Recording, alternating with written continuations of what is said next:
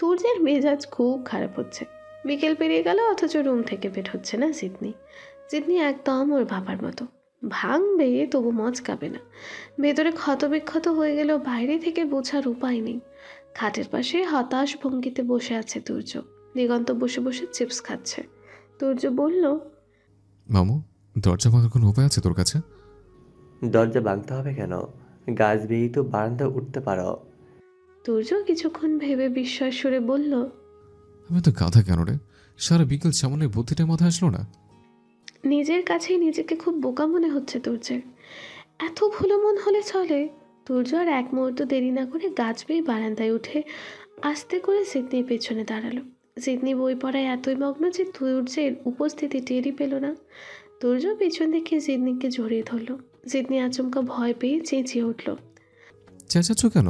আমি আমি সিডনি ভাবা চাকা খেয়ে বলল, আপনি এখানে কি করে? যেখানে তুমি সেখানে আমি।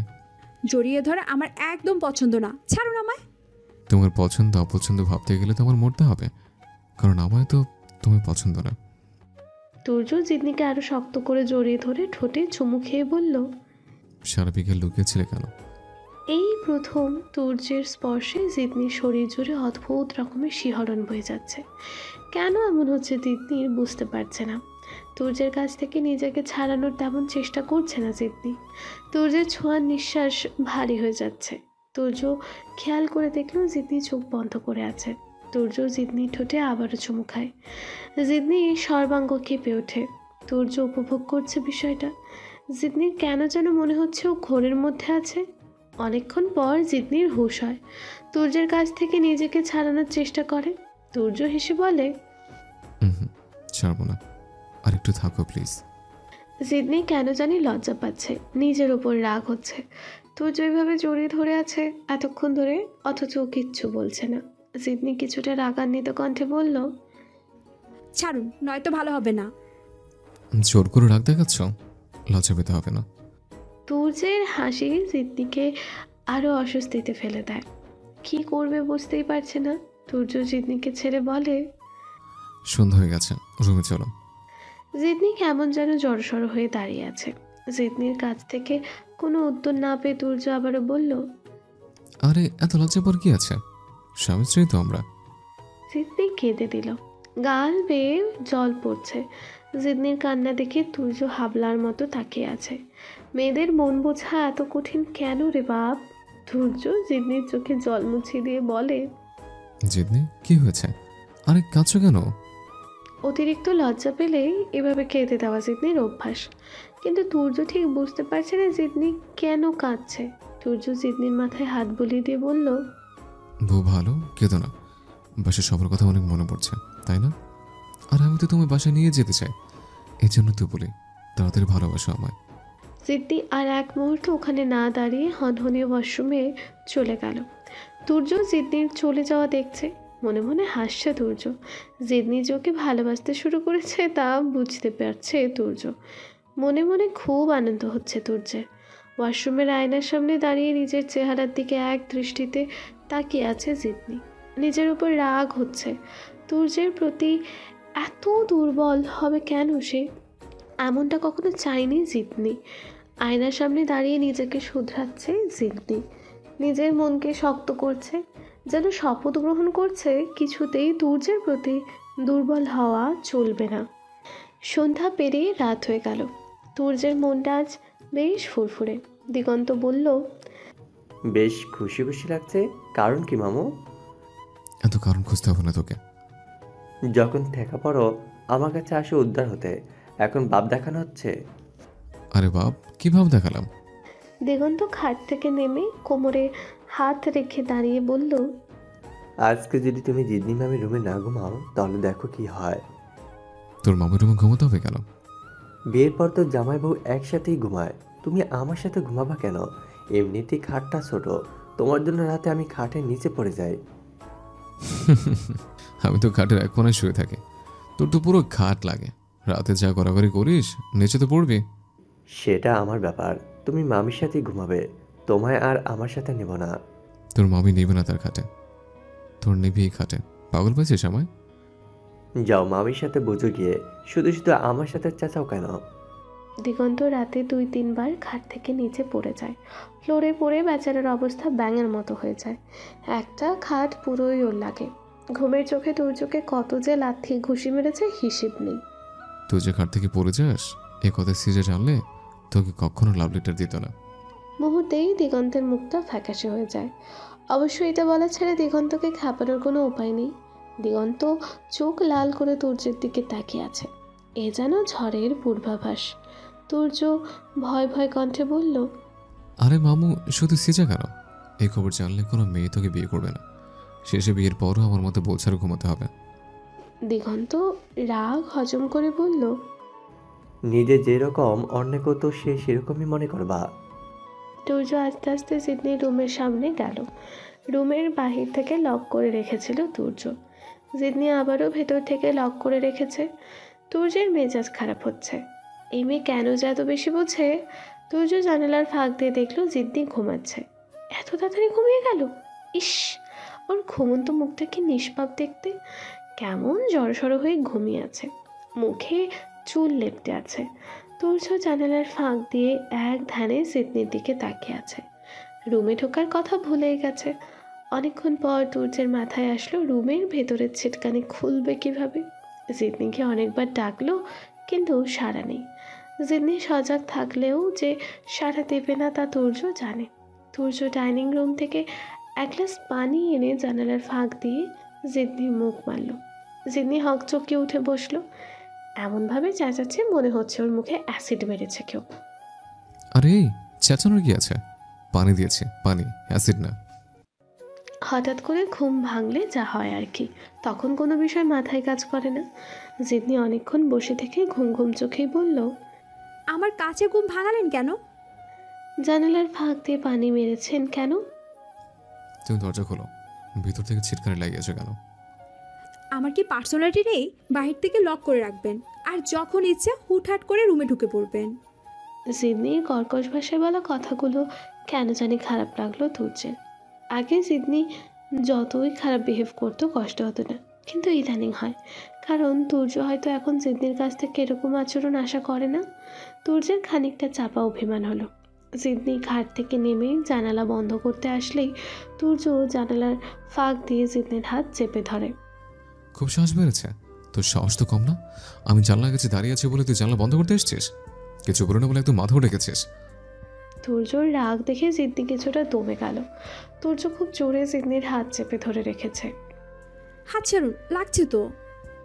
জিদনি হাত ছাড়ানোর চেষ্টা করলে তুর্য আরও শক্ত করে হাত চেপে ধরে। অসহ্য রকমের ব্যথা লাগছে জিদনির। হাত লাল হয়ে গেছে, মনে হচ্ছে ভেঙে যাবে।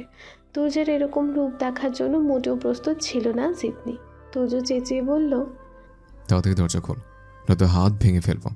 তুই জানিস না আমি কেমন, আমি কি করতে পারি? বেশি বুঝবি তো খুন করে পাহাড়ে রেখে চলে যাব। তুর্যর এরকম আচরণে কষ্ট হচ্ছে জিদনির। কেন জানি তুর্যের কাছ থেকে এরকম আচরণ মেনে নিতে পারে না। জিদনির চোখ ভিজে যাচ্ছে, কান্না চাপিয়েই বলল, হাত ছাড়ুন, নয়তো দরজা খুলবো কিভাবে? তুর্য জিদনির হাত ছেড়ে দিল। জিদনি দরজা খুলে দিল। রুমে ঢুকেই তুর্যে জিদনিকে বাজা কোলে নিয়ে খাটে ফেলে এলোপাথারি চুম খেতে লাগলো। জিদনি বাকরুদ্ধ হয়ে গেল। কি হচ্ছে এসব? তুর্য শেষ পর্যন্ত জোর করে, ছি! জিদনির শরীর ঘিন ঘিন করছে কেন জানি। জিদনি নিজেকে ছাড়ানোর জন্য কোনো উপায় না পেয়ে রাগে কষ্টে ক্ষোভে তুর্যর গালে কষিয়ে চড় মারে। তুর্যর সাথে সাথে জিদনিকে ছেড়ে উঠে বসে। গালে হাত দিয়ে হাঁ করে তাকিয়ে আছে তুর্য। জিদনি এটা কী করলো? তুর্য যেন কিছু বলার ভাষা হারিয়ে ফেলেছে। একটু আগে রাগের বশে চড় মারলেও এখন কেন জানি ভয় করছে জিদনি। নিজের উপর নিজের রাগ হচ্ছে। কাজটা কি সে আদৌ ঠিক করেছে? তুর্য এখন কেমন রিয়াক্ট করবে যদি এর থেকে খারাপ কিছু হয়? ভয়ে তুর্যর দিকে তাকিয়ে জড়সড় হয়ে বসে আছে জিদনি। তুর্যের চোখে চোখ পড়তেই দৃষ্টি নামিয়ে ফেলে জিদনি। তুর্য ঠায় মূর্তির মতো বসে আছে। ঠান্ডা গলায় বলল, শুধু চুমু খেয়েছে, খুব বেশি কিছু করে ফেলেছে। এখন যদি এর থেকে খারাপ কিছু হয়? ভয়ে জিদনির শরীর কাঁপছে। তুর্য আর কিছু না বলে খাট থেকে উঠে বারান্দায় চলে গেল। জিদনি তুর্যের চলে যাওয়া দেখছে। তুর্য যদি পাল্টা আঘাতে 2-4টা চড়ও দিত তাও এত ভয় পেত না, কিন্তু তুর্যের এই অদ্ভুত রকমের নীরবতা দেখে কেন জানি খুব বেশি ভয় পেয়েছে। তুর্য বারান্দার চেয়ারে বসে সিগারেট ধরিয়ে ধোঁয়া ছাড়ছে। সিগারেটের গন্ধে রুম ছেয়ে গেছে। জিদনি ভয়ে চুপসে গেছে। খাটের ওপর থেকে নেমে আস্তে আস্তে বারান্দার দিকে উঁকি মেরে দেখলো তুর্য বারান্দায় বসে আছে সিগারেট হাতে। জিদনি কি উচিত ওর কাছে সরি বলা, কী করা উচিত জিদনি ভেবে পাচ্ছে না। অপরাধবোধ কাজ করছে। কিছু বলার সাহস না পেয়ে জিদনি চুপচাপ দাঁড়িয়ে রইল। জিদনি তো তুর্যকে নিরুপায় হয়ে চড় দিয়েছে, এভাবে আচমকা শরীরের ওপর ঝাঁপিয়ে পড়ে কি ওনার ঠিক হয়েছে? তাছাড়া তুর্য অন্যায়ভাবে জিদনিকে এখানে বন্দি করে রেখেছে, মা বাবার কাছ থেকে নিখোঁজ করে রেখেছে। তার মতো মানুষকে একটা চড় মেরে এক অপরাধবোধ হওয়ার তো কিছু নেই। এসব ভেবে নিজের মনকে শক্ত করে খাটে গিয়ে শুয়ে পড়ল জিদনি। অনেকক্ষণ ধরে চোখ বুজে আছে, কেন জানি ঘুম পাচ্ছে না জিদনির। তুর্য কি এখনো বারান্দায় বসে সিগারেট খাচ্ছে? এসব জানার জন্য কেন যেন কৌতূহলী হয়ে উঠেছে জিদনি। আবারও উঠে বারান্দায় গেল। তুর্যের পাশে আধা খাওয়া সিগারেটের খোসা। জিদনি ভয় ভীতি মিশ্রিত কণ্ঠে বলল, ঘুমাবেন না? তুর্য পেছনে ফিরে তাকালো। অনেকক্ষণ লাল চোখে জিদনির দিকে তাকিয়ে থেকে বলল, ঘুমাবো নাকি ডান্স করব সে জবাব তোর কাছে দিতে হবে।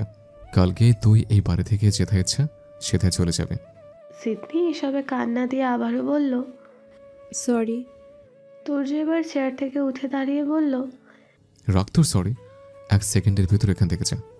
জিদনি ভেবে পাচ্ছে না কি হচ্ছে এসব। এ বিষয় নিয়ে সরি বলার কি আছে? তুর্য এ বাড়ি থেকে ওকে যেতে বলেছে, ওর তো খুশি হওয়ার কথা। এরকম দোটানায় ভুগছে কেন? সারা রাত না ঘুমিয়ে বারান্দায় কাটিয়ে দিল তুর্য। জিদনি চোখ বুজে শুয়েছিল, কেন জানি ঘুম আসেনি। সকাল হতেই তুর্য ড্রয়ার, শোকেস, আলমারি সব কিছুর চাবি নিয়ে গেল জিদনির রুম থেকে। বাহির থেকে রুম লক করে দিয়ে বলল, খাবার তো দূরের কথা, 1 ফোঁটা জলও তোর জন্য হারাম। এতদিন আমার ভালোবাসা আদর যত্ন দেখেছিস, আজ থেকে নতুন করে আমায় চিনবে। রুমের দরজা জানালা সব বন্ধ করা। অন্ধকার রুমে গুটিসুটি মেরে বসে আছে জিদনি, মুখে এক রাশ বিরক্তির ছাপ। মাঝে মাঝে খাট থেকে নেমে দরজায় 2টি লাথি মেরে আবারও এসে বসে থাকে। দম বন্ধ হয়ে আসছে। রাতে অনুশোচনা হলেও এখন তুর্যের ওপর মেজাজ খারাপ হচ্ছে। একে তো জোর করে তুলে এনেছে, এখন আবার কথায় কথায় শরীর স্পর্শ করে। এসব ভাবতে ভাবতেই রাগে ফুঁসছে জিদনি। ভাত খাওয়া নিয়ে ঘটে দেয়, লাইফটাকে একদম হেল বানিয়ে দিয়েছে। চেয়ারে বসে বসে অন্যমনস্ক হয়ে ভাবছে তুর্য। তুর্যের রাগ দেখে দিগন্ত চুপ হয়ে আছে, কিছু বলার সাহসই পাচ্ছে না। ভাবেও বা কী করে? তুর্যর রাগ খুব খারাপ জিনিস। চড় থাপ্পড় খাওয়ার ইচ্ছা নেই দিগন্তের, তাই বসে বসে ফোনে গেমস খেলছে। জিদনির জন্য টেনশন হচ্ছে দিগন্তের। মেয়েটাকে রুমে বন্দি করে রেখেছে। তুর্যের এইসব রাগ অতিরিক্ত মনে হচ্ছে দিগন্তের কাছে। ভয়ে ভয়ে জিজ্ঞেস করলো, মামা মামির উপর হঠাৎ এমন ক্যাপলা কেন? দিগন্ত ছোট মানুষ, আর যেদিন রাতে জ্বর খাওয়া এটা দিগন্তকে কেন কাউকেই বলা সম্ভব না। আত্মসম্মান বলতেও তো একটা জিনিস আছে। আবার জানালা বন্ধ করে দেয়। মেয়েটাকে বেশি ভালোবাসি বলে এমনটা করবে, আর গায়ে হাত তোলে? কত বড় বেয়াদব! ব্যাপারটা তুর্যের আত্মসম্মানে আঘাত করেছে খুব। তুর্যের কাছ থেকে কোনো উত্তর না পেয়ে দিগন্ত আবারও বলল, এই মামা কথা বলছো না কেন? নানা ভাই তো মামির সাথে খারাপ ব্যবহার করতে না করেছে, তুমি এমন করলে কিন্তু আমার নানার কাছে বলে দেবো। এই কি বলবি তুই? কানের উপর 2টা দেব। তোর জিতনের জন্য এত লাগে কেন?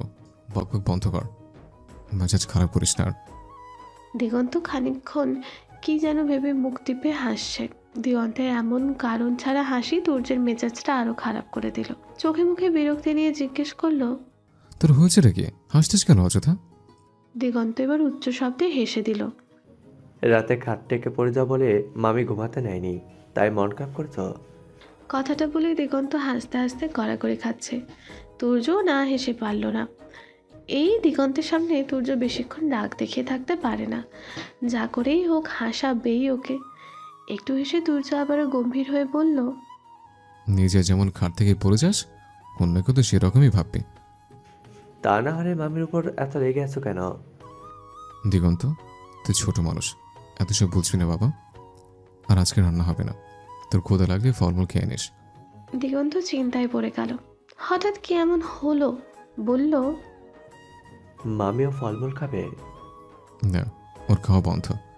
দিগন্ত অবাক হয়ে তুর্যের দিকে তাকিয়ে আছে। ভ্রুকুচকে বলল, আরে হয়েছেটা কি বলবা?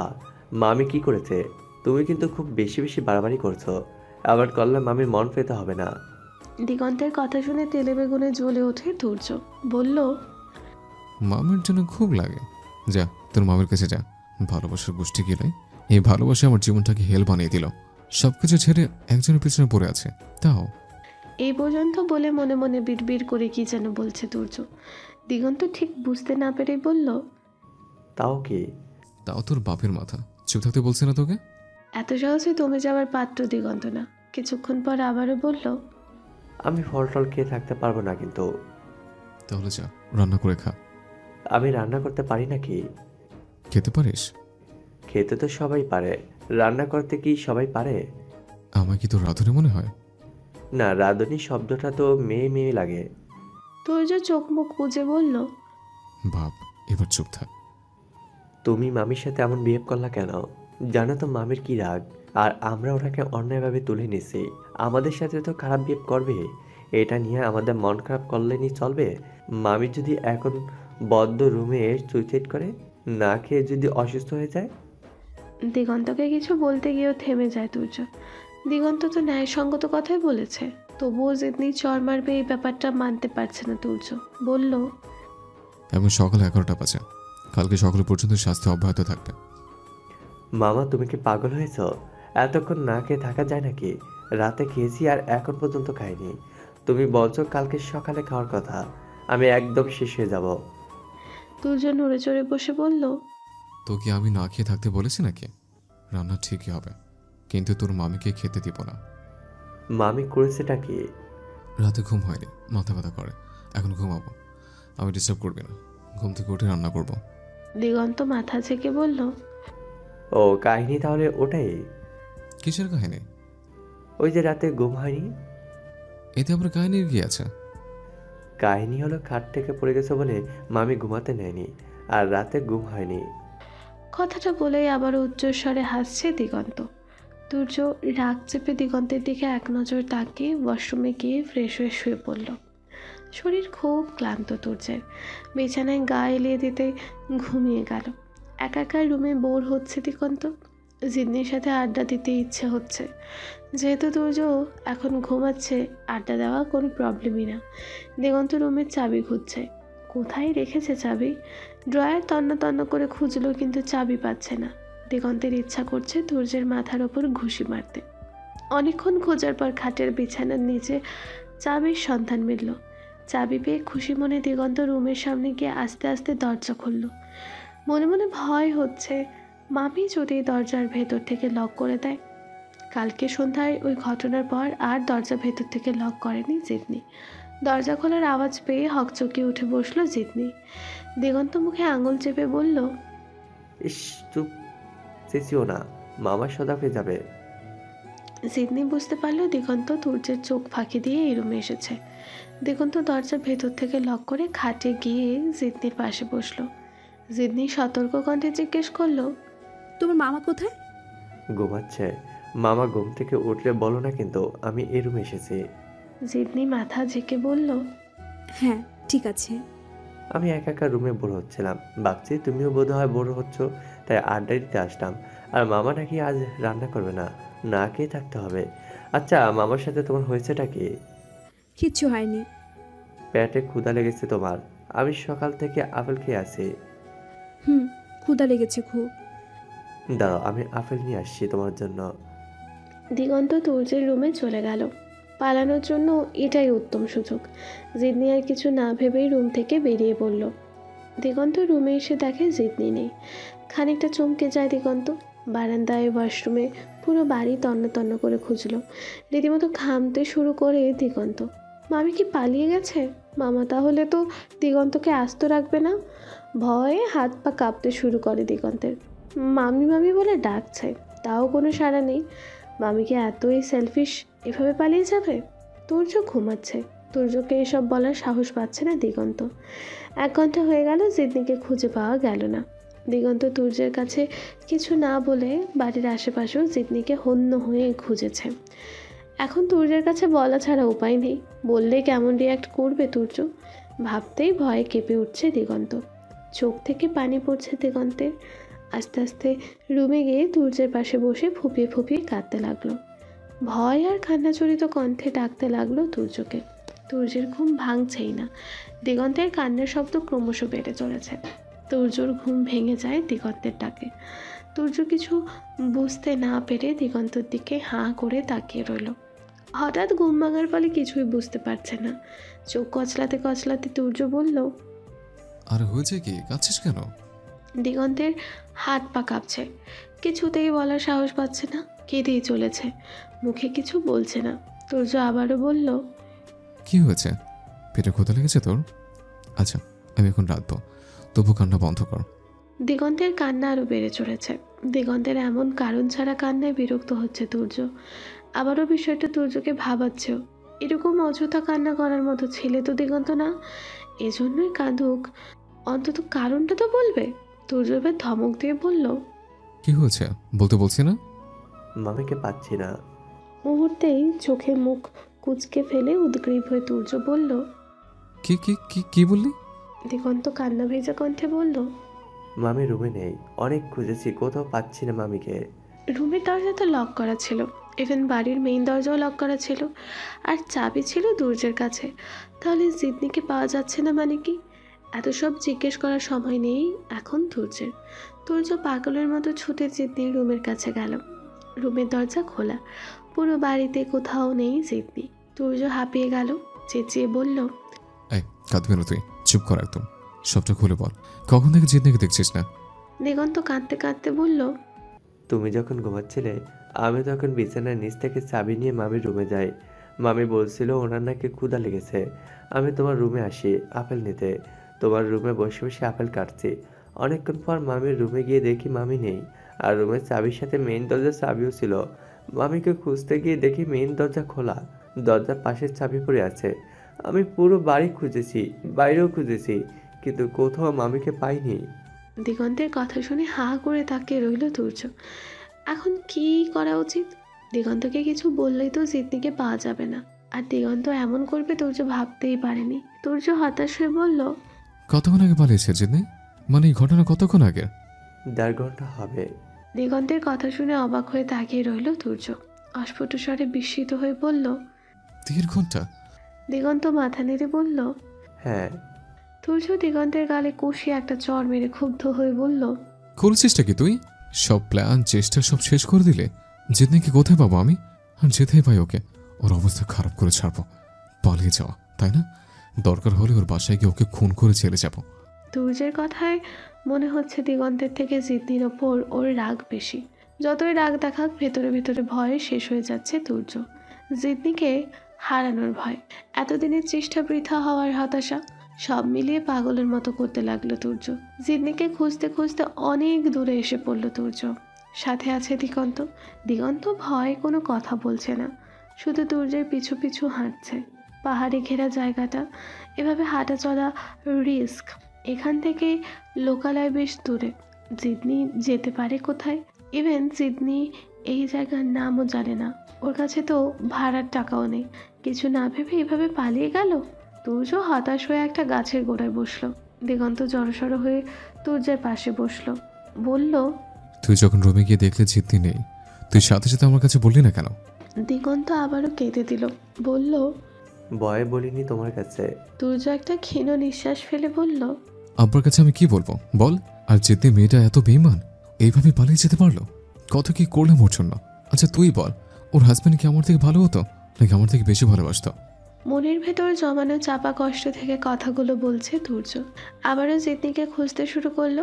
ভাগ্যক্রমে যদি জিদনিকে খুঁজে পায় তাহলে ওর অবস্থা খারাপ করে ছাড়বে। প্রায় বিকাল হয়ে গেল, জিদনিকে খুঁজে পেল না। বাসায় ফোন দিয়ে এইসব বলার সাহস পাচ্ছে না তুর্য। কি করে বলবে এসব? আনমনে হেঁটে চলেছে তুর্য আর দিগন্ত।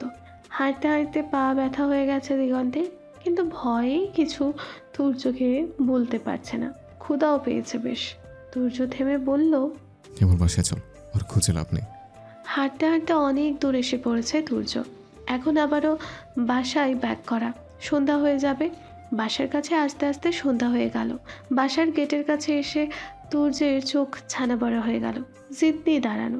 তুর্য নিজের চোখকেই বিশ্বাস করতে পারছে না। ভুল দেখছে না তো? দিগন্ত জোরে সোরে একটা শ্বাস ফেলল। হাঁপ ছেড়ে যেন বাঁচল। দ্রুত পায়ে জিদনির কাছে এগিয়ে আসতে লাগলো তুর্য, যেন ধেয়ে ঘূর্ণিঝড় আসছে। জিদনির কাছে এসে থমকে যায় তুর্য। জিদনিকে এলোমেলো লাগছে।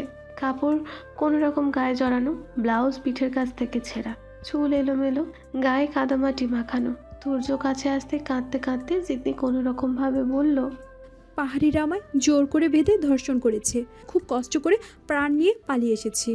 এইটুকু বলেই ঢলে পড়ে জিদনি, সেন্সলেস হয়ে যায়। তুর্যের সমস্ত পৃথিবী যেন থমকে দাঁড়িয়েছে। অনেকক্ষণ হয়ে গেল জিদনির জ্ঞান ফিরছে না। দিগন্ত রুমের এক কোণে দাঁড়িয়ে কাঁদছে, আর তুর্য পাগলের মতো হন্তদন্ত হয়ে জিদনির মুখে পানি ছিটিয়ে দিচ্ছে, মাথায় পানি দিচ্ছে, কিন্তু জ্ঞান ফিরছে না। এবার আতঙ্কে পড়ে গেল তুর্য। কি হয়ে গেল এটা জিদনির সাথে? সব কিছু স্বপ্ন মনে হচ্ছে। তুর্য নিজেকে দোষ দেবে নাকি জিদনিকে দোষ দেবে তা ভেবে পায় না। তবে মনে মনে দিগন্তের ওপর রাগ হচ্ছে। জিদনিকে আগেই পাহাড়িদের ব্যাপারে বলা হয়েছে, তবু মেয়েটা পালিয়ে গেল। লাভ হলো কি এতে? ওর নিজেরই তো ক্ষতি হয়েছে। বেঈমান একটা। ব্যাগ গুছিয়ে নে তাড়াতাড়ি, বাসায় যাব। জিদনির জ্ঞান ফিরছে না, এখানে ডাক্তার কোথায় পাবো? কাঁপা কাঁপা কণ্ঠে কথাগুলো বলল তুর্য। চোখের কোণে জল জমে আছে। তুর্যের প্রশ্নের উত্তরে কিছু বলতে গিয়েও থেমে গেল দিগন্ত। হয়তো বলতে চেয়েছিল এভাবে হুট করে বাসায় যাবে এমন কিছু। দিগন্ত ব্যাগ গুছিয়ে নিল তাড়াতাড়ি। গাড়ির স্টেশন অনেক দূরে, আর বাবার কাছে ফোন দিয়ে গাড়ি পাঠাতে বললে অনেক সময় লাগবে গাড়ি আসতে। 7-5 না ভেবে জিদনিকে পাঁজা কোলে নিয়ে হাঁটতে শুরু করলো তুর্য। এভাবে এখান থেকে ফিরে যেতে হবে ভাবতেও পারেনি তুর্য। বাবা মাকে কি বলবে? এত কষ্ট ও চেষ্টা সব বৃথা। আপাতত এসব নিয়ে আর ভাবছে না তুর্য। জিদনির কথা ভাবতেই বুকের ভেতর মোচড় দিয়ে উঠল। কাঁধে একটা বড়সড় সাইজের ব্যাগ নিয়ে তুর্যের সাথে তাল মিলিয়ে হাঁটার চেষ্টা করছে দিগন্ত, কিন্তু ব্যাগের ওজনে বাঁকা হয়ে যাচ্ছে দিগন্ত, বারবার হাঁপিয়ে যাচ্ছে। তার উপর তুর্য হাঁটছে না, যেন দৌড়াচ্ছে। ঘেমে একাকার হয়ে গেছে দুইজন। চারিদিক অন্ধকার হয়ে গেছে। এখনো পাহাড়ের রাস্তা পেরোতে পারেনি। এই পাহাড়ি এলাকায় এমনিতেই রিস্ক, তার উপর এখন আবারও রাত হয়ে গেছে। চারদিকে ঝিঝি পোকার ডাক, বাতাসের শনশন শব্দ পরিবেশটাকে আরো ভয়ঙ্কর করে তুলছে। একটা টর্চ লাইটও নেই, ফোনে চার্জ নেই। ক্রমশ চারিদিক ঘন আধার নামছে। এমন পরিস্থিতির শিকার হতে হবে ভাবতেও পারেনি তুর্য। অন্ধকারে হাঁটার পথে পায়ে কাটা পিচ্ছে, হয়তো রক্তও ঝরছে, কিন্তু সেদিকে তুর্যের খেয়াল নেই। একটু দূরে আলো দেখা গেল। তুর্যের মুখে খানিকটা স্বস্তির হাসি ফুটল। গাড়িওয়ালাগুলোও বুঝেছে যে ওরা বিপদে পড়েছে, তাই বেহিসেবে ভাড়া যাচ্ছে। এই গাড়িওয়ালাদের স্বভাব আর ভালো হলো না। যদি বুঝতে পারে কেউ বিপদে পড়েছে, তাহলে তার কাছ থেকে যত বেশি ভাড়া আদায় করতে পারে যায় তাই করবে। তুর্য 7-5 না ভেবে চট করে একটা গাড়ি ভাড়া করে দিল। পাশের গাড়িওয়ালাগুলো বলছে, শালার তো দেখছি প্রচুর টাকার গরম, দর কষাকষি পর্যন্ত করছে না। দিগন্ত চোখ লাল করে ওদের দিকে তাকাচ্ছে। বাসায় ফিরতে ফিরতে রাত অনেক বেজে যাবে। বাবা মাকে কি বলবে? সব কিছু ভেবে মাথা খারাপ হয়ে যাচ্ছে তুর্যের। গাড়ি চলতে শুরু করলো, কিন্তু জিদনির জ্ঞান ফিরল না। তুর্য জিদনির নাকের কাছে হাত দিয়ে দেখছে বারবার নিঃশ্বাস নিচ্ছে কিনা। নিঃশ্বাস তো নিচ্ছে, কিন্তু জ্ঞান ফিরছে না কেন? অজানা ভয় জেঁকে ধরেছে তুর্যকে। যদি জিদনির কিছু হয়ে যায়। বারবার চোখের কোণে জল জমছে তুর্যর। এত রাইতে কই থেকে আইছেন? ড্রাইভারের কথায় ভাবনার ছেদ ঘটে তুর্যের। নিজের অনিচ্ছা সত্ত্বেও বলল, রাত তো মাত্র 10টা বাজে। এখানে সন্ধ্যার পর তো এইভাবে মাইয়া মানুষ লইয়া কেউ তো ঘর থেকে বাইর হয় না। ড্রাইভারের কথার কোনো উত্তর দিচ্ছে না তুর্য। ভালো লাগছে না কথা বলতে। ড্রাইভার বোধহয় একটু বাচাল প্রকৃতির, একটার পর একটা কথা বলেই যাচ্ছে। ঘুরতে আইছেন এখানে? হুম। আপনার পোলা আর বউটা মাসে আল্লাহ। দিগন্তকে তুর্যের ছেলে ভাবছে। জিদনিকে দেখে কি মনে হয় ওর এত বড় ছেলে থাকতে পারে? কথা বাড়ালো না তুর্য। আপনার বউ কি অসুস্থ? হুম। রাইতে ওষুধ নিয়ে খাওয়াইতেন এখান থেকে, ভোর হলে চইলা যাইতেন। কিছু কিছু মানুষ কেন যে এত বোকা তুর্য ভেবে পায় না। উনি কি বুঝতে পারছে না তুর্যের কথা বলার মুড নেই? তবুও একটার পর একটা কথা বলেই যাচ্ছে। আজও পিটপিট করে চোখ মেলে তাকাচ্ছে জিদনি। তুর্য লম্বা একটা নিঃশ্বাস নিয়ে যেন হাঁপ ছেড়ে বাঁচলো। জিতনি, তুমি ঠিক আছো তো? আরে পাগলি, কিছু হয়নি, এটা একটা অ্যাক্সিডেন্ট। আর কেউ জানবে না, আমি কাউকে জানতে দিব না, প্লিজ। তুমি একদম মন খারাপ করবে না, কাঁদবে না। যাই হোক, আমি তোমার ছেড়ে যাব না। তুমি যদি 5 বাচ্চার মা হয়ে আমার কাছে ফিরে আসতে চাও, আমি 2বার ভাবতাম না তুমি ফিরে আনতাম। আমি তোমায় চাই, তোমার মনটা বেশি চাই। আজকে ঘটে যাওয়া বিষয়টা আমাদের জীবনে কোনো প্রভাব ফেলবে না। তোমার প্রতি আমার ভালোবাসা এক বিন্দুও কমাতে পারবে না। এক নাগাড়ে দিশেহারা হয়ে জিদনির চোখের দিকে তাকিয়ে কথাগুলো বলে যাচ্ছে তুর্য। কথাগুলো বলতে বলতে কখন যে তুর্যের চোখ থেকে 2 ফোঁটা জল গড়িয়ে পড়লেও তুর্য টেরই পেল না। মনের গহীনে জিদনির জন্য জমানো ভালোবাসা থেকে কথাগুলো বলছে তুর্য। কথাগুলো মিশে আছে এক সমুদ্র আবেগ, গভীর ভালোবাসা, মমতা, মায়া। জিদনি তুর্যের কথার কোনো উত্তর না দিয়ে বাইরের দিকে তাকিয়ে উদাস মনে কি যেন ভাবছে। গভীর ভাবনায় মগ্ন। মনে হচ্ছে পৃথিবীর সব ভাবনা ওর উপর ভর করেছে। তুর্য আবারও বলল, জিতনি, তুই একটু মন খারাপ করে থাকবি না। তোর এই নীরবতা আমার খুব বেশি কষ্ট দেয়। বললাম না, আমি আছি তোর পাশে, সারা জীবন থাকবো। তবুও তোর কিসের ভাবনা? ভুলে যা আজকের দিনটা। মানুষের জীবনে কত রকম অ্যাক্সিডেন্ট ঘটে, তাতে কি হয় বোকাটা? Please be normal, be easy. তুর্যের কথাগুলো যেন কানেই যাচ্ছে না জিদনির। দিগন্ত গাড়ির সিটে হেলান দিয়ে ঘুমিয়ে পড়েছে। দিগন্তের পুরো মুখ লাল হয়ে গেছে, চোখ ফুলে আছে। কয় বেলা ধরে খায়নি। দিগন্তের মাথায় হাত বুলিয়ে দিচ্ছে তুর্য। রাত 1টা বেজে গেছে। জিদনি তুর্যের ডান কাঁধে মাথা রেখে ঘুমাচ্ছে, আর দিগন্ত বাম কাঁধে। তুর্য ঘাড় বাঁকাও করতে পারছে না। দিগন্ত রীতিমতো কুলবালিশ বানিয়ে ফেলেছে তুর্যকে। জিদনির মাথায় আলতো করে হাত বুলিয়ে দিচ্ছে তুর্য। এত রাতে বাসায় গিয়ে মা বাবাকে কি বলবে তুর্য? কিছুই ভেবে পাচ্ছে না। কিছু তো একটা বলতে হবে। রাত 3টা বেজে গেল। গাড়ি এসে তুর্যের বাসার সামনে থামলো। চিরচেনা সেই বাড়ি, সেই জায়গা। কেমন যেন অজানা সুখ খুঁজে পাচ্ছে তুর্য। দিগন্তকে ঘুম থেকে তুলে গাড়ি থেকে নামালো। দুইজনকে তো কোলে নেওয়া সম্ভব না। ঘুমের চোখে হেলে দুলে পড়ছে দিগন্ত। কিন্তু চোখ খুলে বাড়ির দিকে তাকাতেই ঘুম উবে গেল। ঘুমিয়ে সব ভুলেই গেছিল। গাড়িওয়ালার ভাড়া মিটিয়ে বাসার দিকে হাঁটতে লাগলো। পুরো বাড়ি অন্ধকার। এত রাত পর্যন্ত কেই বা সজাগ থাকবে? দরজায় অনেকবার নক করার পরও লাভ হলো না। তুর্য যথারীতি জোরে জোরে দরজায় লাথি মারতে লাগলো। কেউ যদি এখন সজাগও হয় তাহলেও ভাববে ডাকাত এসেছে। ছোট্ট শব্দ করবে না। তুর্য নিরাশ হয়ে গেল। এখন সবাই গভীর ঘুমে আচ্ছন্ন। কিছু সময় পরে হাতে বর্ষর একটা ছুরি নিয়ে সতর্ক পায়ে দরজার কাছে আসলো রাহুল সাহেব। এত রাতে কে নাকি এসেছে?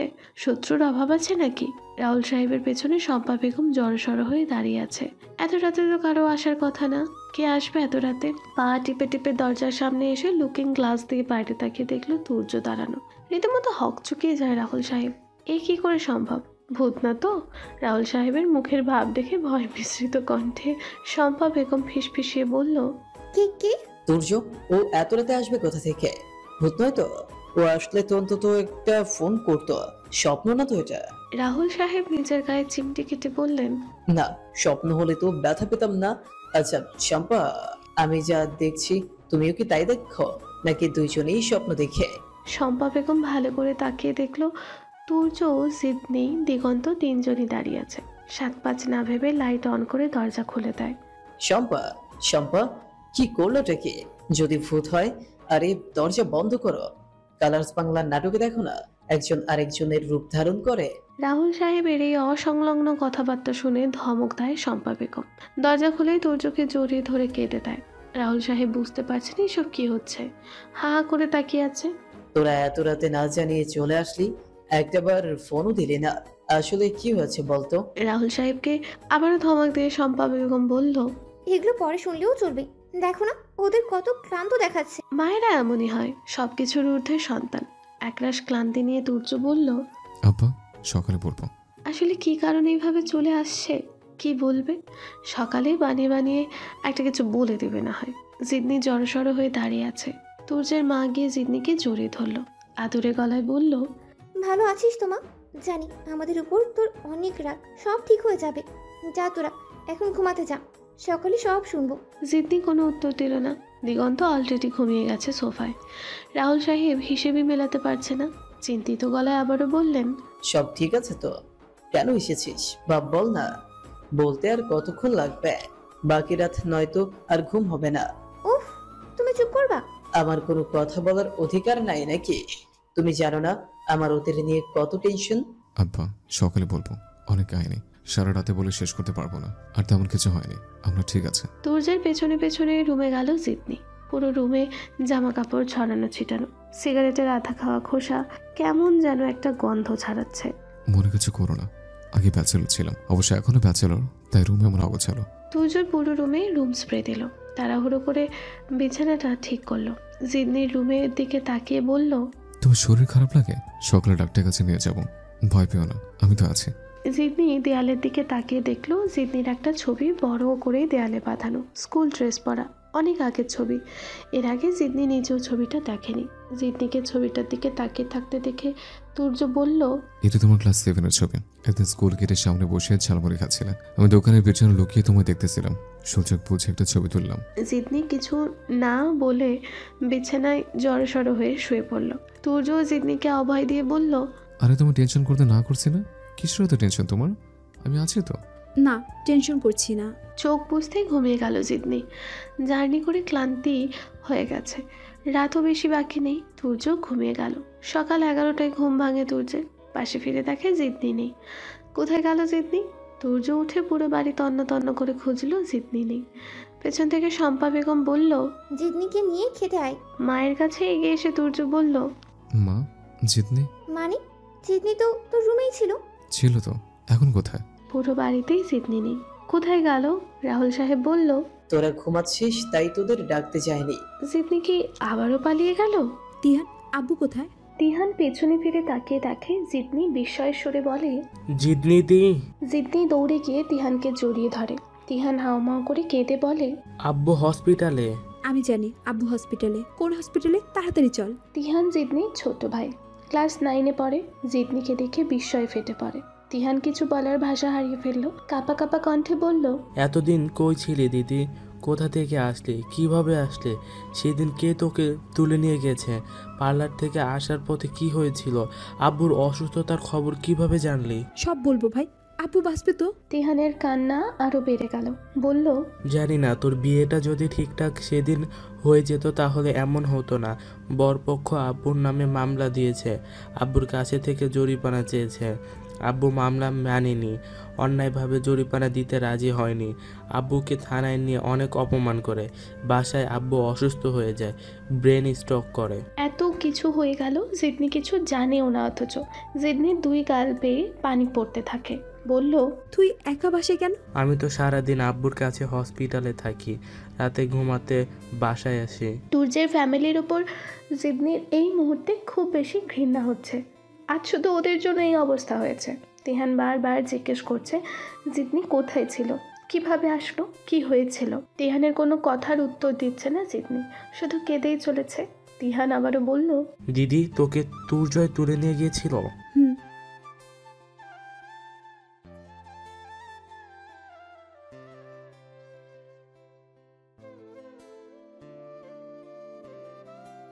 জিতনি এবার বিস্ময়ের চরম শিখরে পৌঁছে গেল। একে তো ওরা জোর করে তুলে নিয়ে গিয়েছিল, তার উপর আব্বুকে অপমান করেছে, আবার বদনামও ছড়িয়েছে। মানুষ এত খারাপ হয় কি করে? রাগে জিতনির শরীর কাঁপছে। একটা ট্যাক্সি ভাড়া করে 2 ভাই বোন হসপিটালে আসলো। জিতনির বুকের ভেতর ফেটে যাচ্ছে। চেয়ারম্যান বাড়ির প্রত্যেকটা লোককে শিক্ষা দিয়েই ছাড়বে, প্রয়োজন বোধে খুন করবে। ধীর পায়ে হেঁটে জিতনি ওর বাবার কাছে গেল। বেডে শুয়ে আছে জিতনির বাবা।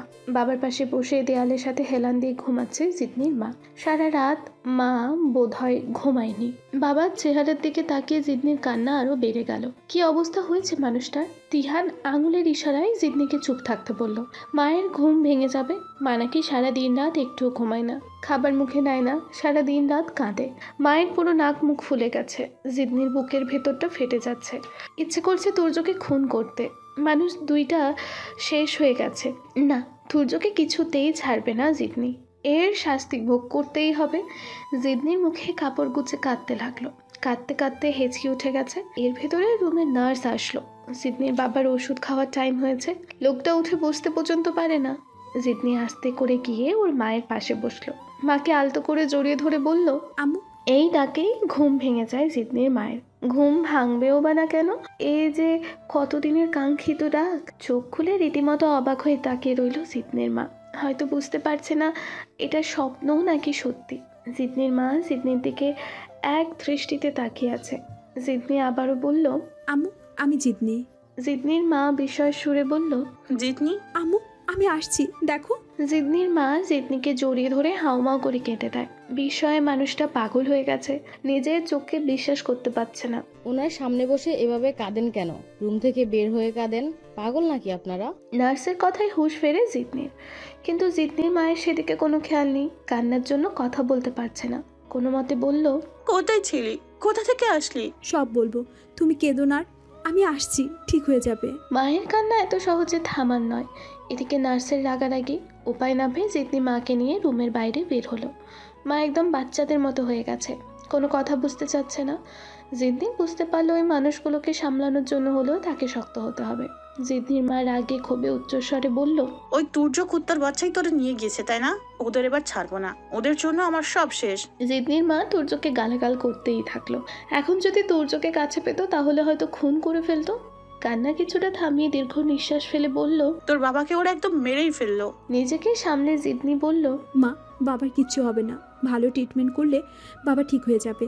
বাবাকে চিকিৎসার জন্য সিঙ্গাপুর পাঠাবো, তুমি টেনশন করো না। অনেকভাবে বুঝিয়ে মায়ের কান্না বন্ধ করলো জিদনি। এই মানুষগুলোকে আর কাঁদতে দেওয়া যাবে না, সেজন্য জিদনিকে শক্ত হতে হবে। জিদনির বাবা কোনো রকম চোখ মেলে তাকাতে পারে, কথা বলতে পারে না। বাবার এমন অবস্থা জিদনির ভেতরটা কঠোর করে তুলল। তুর্যকে এত সহজে ছাড়বে না সে।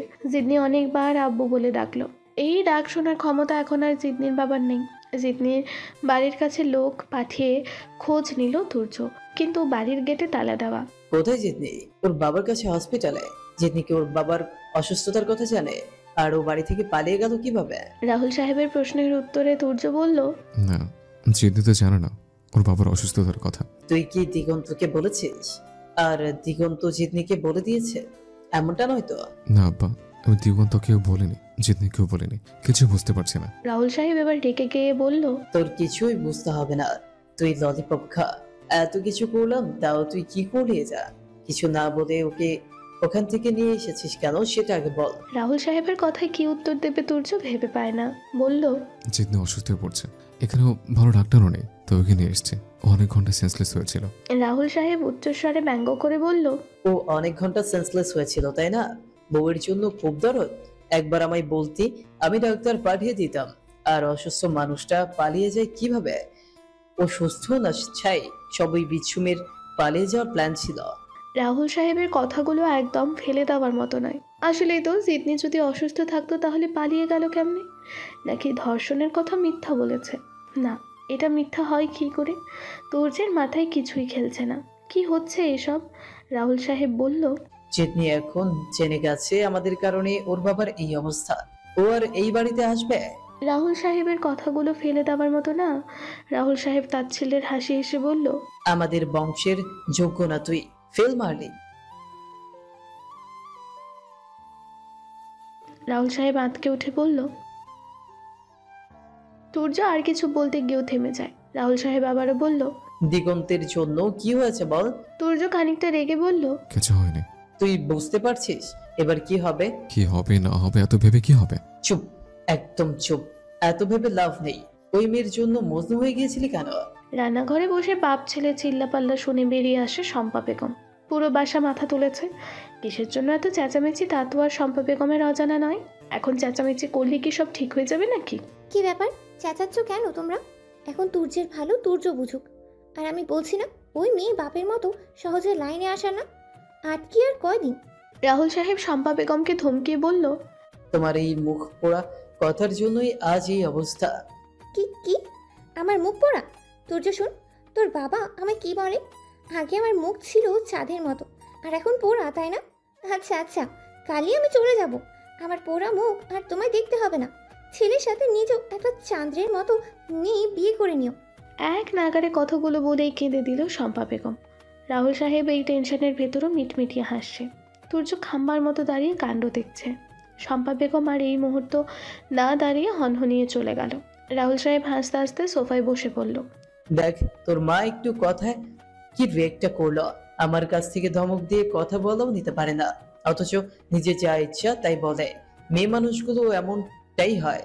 তুর্য কিছু না বলে চুপচাপ বসে রইল। রাহুল সাহেব আবারও বলল, খোঁজ নিয়ে দেখ কোন হসপিটালে জিতনির বাবা আপাতত আর জিতনিকে তুলে আনবো না, দেখি কি হয়। তুর্য আর কিছু না বলে বাসা থেকে বেরিয়ে পড়ল। সব হসপিটালে খোঁজ নিয়ে দেখলো, অবশেষে জিদনির সন্ধান মিলল। জিদনি কি হসপিটালে ভর্তি, নাকি ওর বাবার জন্য হসপিটালে? অনেক প্রশ্ন তুর্যর মাথায় ঘোরপাক খাচ্ছে। আর জিদনি রাতে পালিয়ে গেল কখন? জিদনির বুকে মাথা রেখে ঘুমাচ্ছে জিদনির মা। অনেকদিন পর বোধহয় নিশ্চিন্তে ঘুমাচ্ছে। জিদনি জানে ওর বাবার এই অসুস্থতা ওর মায়ের জন্য কতটা কষ্টকর। বাবার একটু জ্বর হলেও মা সারা রাত ঘুমোতো না, আর আজ সেই মানুষটা মরার মতো পড়ে আছে। কেই বা এই দৃশ্য সহ্য করতে পারবে? বাবার মাথায় হাত রেখে নীরবে কাঁদছে জিদনি। এই মানুষ দুইটাকে আগলে রাখার দায়িত্ব এখন জিদনির। জিদনি তিহানকে বলল, তিহান, তুই স্কুলে যাস না? না দিদি, আব্বুর অসুস্থতার পর থেকে যাইনি। স্কুলে গেলেও মানুষ বাজে কথা বলে, তুমি নাকি কোনো ছেলের সাথে পালিয়ে গেছো। স্যার ম্যাডামরা পর্যন্ত জিজ্ঞাসা করে।